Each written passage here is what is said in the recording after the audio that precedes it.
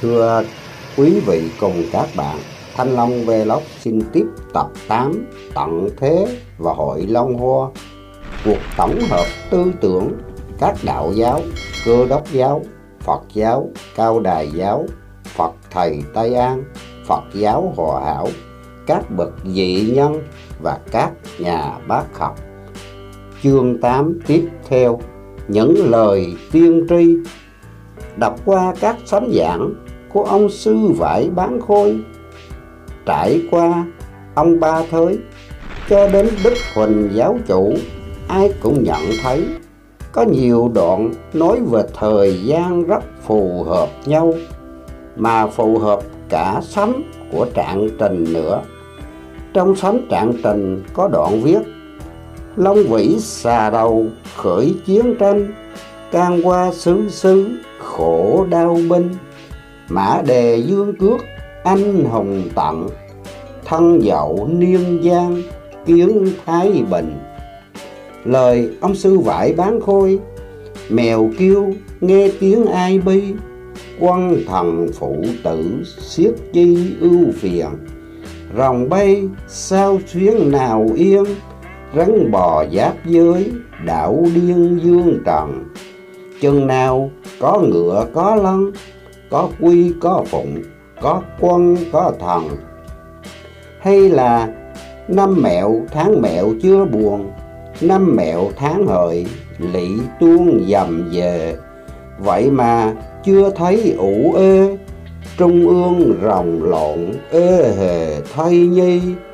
Mèo kêu riết tới ai bi, tới gà về ổ dậu thì bình an. Lời ông Ba Thới: Mèo kêu ngồi sợ rắn xa đàn, dê thời ghét khỉ xóm làng sạch trơn. Thập bát quốc làm hội đầu sơn, thanh thiên độn thổ nhờ ơn Phật trời.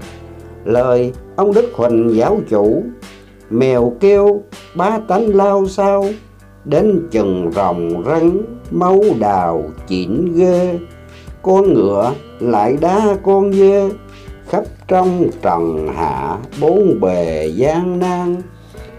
Khỉ kia cũng bị sáo xào, canh khuya gà gây máu đào mới ngưng. Chừng nào mới đặng thảnh thơi, dậu Phật ra đời thế giới bình yên. Và nhắc lại rằng những điều cho biết trên đây là đúng theo sấm truyền của cụ Đức Trạng Trình Nguyễn Bỉnh Khiêm. Ngày nay xê lết xê lôi, đúng lời truyền sấm của hồi đời Lê, là năm rồng rắn ngựa dê, chúng sanh thế giới ê hề thay phơi. Trạng Trình truyền sấm mấy lời, ngày nay dân chúng vậy thời ráng tri. Và bài sấm của cụ Trạng Trình có người cho rằng đã ứng hiện trong trận đại chiến thứ hai vừa rồi. Nhưng trong quyển Phi Lạc Sang Tàu của ông Hồ Hữu Tường cãi lại rằng bài sấm của Đức Trạng chỉ vào trọng vật cuối cùng là trọng vật thứ ba. Nhưng có điều là sấm giảng điều nhận là thế nào vật tầm Campuchia cũng khởi trước mở màn các cuộc tận diệt. Về điều này, ông Ba Thới nói: Lòng tưởng Phật có người bảo hộ, cứu bá gia, cứu độ bá gia. Việc trước thời tầng khởi loan ra, sát nhân vật người ta thấu khổ.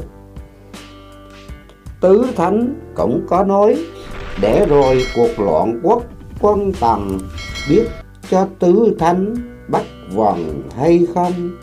Ếch ngồi đáy giếng mắt trong, vịt nghe tiếng sấm cũng không biết gì. Khôi lang lại với khôi mì, đến khi tàn khởi độ thì khẩu ta. Trong sấm giảng, Đức Huỳnh giáo chủ cũng cho biết Tần sẽ diêu động trước. tam châu hữu ngọc, lụy nhỏ ra thập bát chư bang, đông can qua. Dương gian mạnh thú trừ tàn ác, lê thứ hậu lai khổ thiết tha. Tần ban hậu hận tiên diêu động, Nam quốc lương dân kiến linh xa. Phồn hoa đô hội lưu giang huyết, dư đảng ngọc dọc ngang cấp ma ha. Nhưng dầu sao cũng là lời tiên tri và chưa thực hiện được, nên còn chưa tin. Đức Huỳnh giáo chủ cũng biết trước, thế nên chỉ có nói trước, nửa sau đến việc biết đời. Bây giờ chưa thấy nói thời không tin, nghe không thời cũng mặc tình, nói cho rõ rệt dân tin không là. Lời của Đức Huỳnh giáo chủ ngồi chơi đạo lý bàng quan, mấy bà có biết lúa mà bay không? Là người đạo lý hơi thông, xin ông bày tỏ cho tôi hiểu rầy. Điên nghe liền mới tỏ bày, lúa bay về núi để dành ngày sau. Trong kim cổ kỳ quan của ông Ba Thới đã cho biết, đối ăn bắp, đối nửa ăn khôi, hết khôi hết bắp, chiều mai ăn đá. Và đây là lời tiên tri của Đức Huỳnh giáo chủ cho biết rằng sau này khó kiếm được ngài. Tu kiếp kiếp nếu không quá trễ, chừng đối đầu khó kiếm điên khùng. Hay là ráng nghe lời dạy của thầy, đến chừng đến việc kiếm thầy không ra. Vâng, thưa quý vị cùng các bạn, đã hết tập 8. Vì qua tập 9 thì nó cái phần khác, thành mình xin quay lại tập 7 một ít vần thơ hay. Xin mời các bạn tiếp tục lắng nghe. Tu hành nhân đức thì hơn, thay hồn đổi xác nhớ ơn cửu trùng. Hết tục rồi lại đến tiên, gửi lời Phật dạy mới yên mới lành. Lời ông Ba Thới khá bủa câu thả lưới đợi chờ, Phật cho tài phép một giờ thoát mê. Cõi dương gian ba kiển ba quê, ba ngôi ba chúa chân quê nhất điền.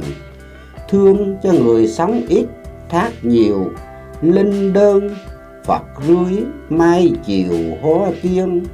Lời của Đức Huỳnh giáo chủ chừng 7 núi lầu son lộ vẻ, thì người già hóa trẻ dân ôi. Tu hành ắt được thảnh thơi, lại xem được Phật được trời báu thay. Sau lập hội thì già hóa trẻ, khắp hoàn cầu đổi xác thay hồn. Đức Ngọc Hoàng mở cửa thiên môn, đặng ban thưởng Phật riêng với thánh.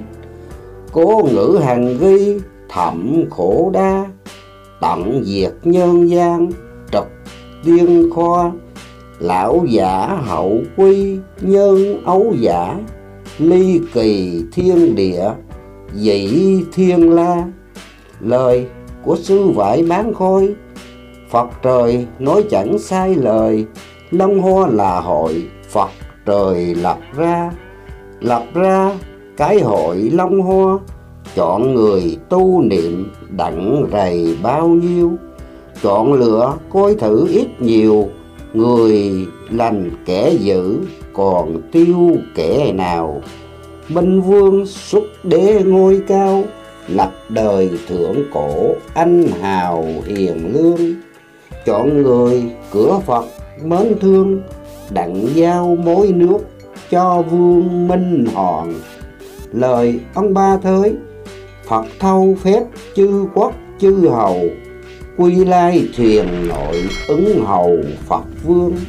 Đồng chúc thánh vạn thọ an khương, tuế tăng vạn tuế Phật vương thọ trường. phân chư quốc công lễ minh tường, tiểu bang lãnh sắc thường thường thọ ân. Đại yến tiệc chư quốc chư dân, chỉnh tề trở lại hương dân an phần. Phân thượng hạ quan chức quân thần, phân ngôi phân thứ định phần quan dân. Chúa hớn trào miễn viễn hoàng ân, trường sanh tuế muôn dân thanh nhàn. Thế là lời ông Sư Vải Bán Khôi, ông Ba Thới đồng nhận ở thời kỳ Thượng Ngương sẽ do Đức Minh Vương ngự trị. Đến Đức Huỳnh Giáo Chủ, Ngài cũng nhận ra như thế. Khắp lê thứ biến di thương hại, dùng phép màu lập lại Thượng Ngương. Việc thiên cơ không tỏ hết trơn, cho trần hạ tường nơi lao lý. Lão nào có bày điều ma mị, mà gạt lường bổn đạo chúng sinh. Đức Minh Vương ngự ở Nam Thành, đặng phân xử những người bội nghĩa. Lời Đức Huỳnh Giáo Chủ, đạo đời nào có riêng tư, Thượng Ngương hồi phục là ngày an cư. Ông Sư Vải Bán Khôi cũng nhận như ông Đức Huỳnh Giáo Chủ. Các nước chư quốc khiêm nhường, minh quân trị nước như đường cao tôn. Nam trào Phật ngự rất đông, vua lên chánh điện thì dân thái bình. Lời ông Đức Huỳnh Giáo Chủ, ngày nào mà Phật tiên tọa vị, ấy lai bình trị muôn dân. Khắp các nơi chư quốc chư thần, trong bốn biển chúng dân lạc nghiệp. Theo dõi gót người xưa mới kịp, vầng mây lành ngũ sắc hào quang. Phật thánh tiên đông độ bước sang, miền Nam địa phân chia đẳng cấp. Nước cờ mới nay là khởi sắc, trổ tài hay biển lấp non dời. Dưới cùng tên ảm đạm khi trời, cả thế giới mưa hòa gió thuận. Tại nền móng thánh quân đặt vững, nơi triều ca gầy dựng tội hiền. Cùng no bốn biển một cha thôi, bỏ dứt thối hư với tặc tội. Trên có Phật trời soi việc thế, dưới đời cơm áo lão về ngôi. Và sau này khi đời Thượng Ngương đã lập ra, thì nước Việt Nam đổi quốc hiệu là Hớn Bang. Và điều này ông Sư Vải Bán Khôi có nói cho già trẻ lo âu. Minh Vương khôi phục Hớn Châu phong thần. Ông Ba Thới 18 nước lai giáng hàng đầu, thường năm công tế ứng hầu Hớn Bang. Hay là phân thượng hạ quan chức quân thần, phân ngôi phân thứ định phần quan dân. Chúc hớn trào niên niên hoàng ân, trường sanh thọ tuế muôn dân thanh nhàn. Và quốc hiệu sau này của Việt Nam, Đức Huỳnh Giáo Chủ cũng nhận là Hớn Bang hay là Hớn Đàn. Ngũ niên viện tự cơ hàng, đến chừng quy phục Hớn Đàn mới yên. Lời của Đức Huỳnh Giáo Chủ gắn không khỏi buổi nghèo nàn, sum vầy một cuộc Hớn Đàn tội thay. Người nào vẹn được thảo ngay, giữa kề cửa thánh đài mây an nhàn. Lời Đức Huỳnh Giáo Chủ, duyên sư đệ mơ tỉnh Hớn Đàn, lần dò cho thấu nẻo tiên bang. Xuê sang mấy cảnh nhìn sương gió, lòn cuối chờ trong lúc khải hoàn. Chừng nào thấy được phụng hoàng, rồng trầu chớp nhón, hướng đàn hiển linh. Một tay tá quốc an bang, nước nhà vững đặt, hướng đàn hiển vinh. Ngày vui tựa cổng đời lố bóng, có sao đời còn mãi say xưa. Không tìm thầy đặng hưởng phước thừa, ngày lập hội Tây Vin cành quế. Vâng, thưa các bạn, Thanh Long Vlog xin kết thúc chương 8 và xin tiếp tập 9. Thanh sĩ hay người có huệ. Ông Thanh sĩ hay người có huệ, dân chúng ở miệt Hậu Giang và một số người ở Sài Gòn không còn lạ với ông Thanh sĩ. Ông tên tục tức là Trần Duy Nhất, và người thường gọi ông là Cậu Hai Nhỏ. Vâng, xin thưa các bạn, đó là tập 9 Thanh Long Vlog. Xin tất cả quý vị yêu mến quyển Tận Thế và Hội Long Hoa xin đăng ký và rung chuông để xem nhiều tập tiếp theo. Xin các bạn đăng ký và rung chuông để xin xem nhiều tập tiếp theo của Tận Thế và Hội Long Hoa, cuộc tổng hợp tư tưởng các đạo giáo, Cơ Đốc giáo, Phật giáo, Cao Đài giáo, Phật Thầy Tây An, Phật giáo Hòa Hảo, các bậc dị nhân và các nhà bác học. Vâng, cuối cùng Thanh Long Vlog xin chúc tất cả các bạn sức khỏe, hạnh phúc và gặp nhiều thành công trong cuộc sống. Thanh Long Vlog xin thân chào và xin cảm ơn các bạn.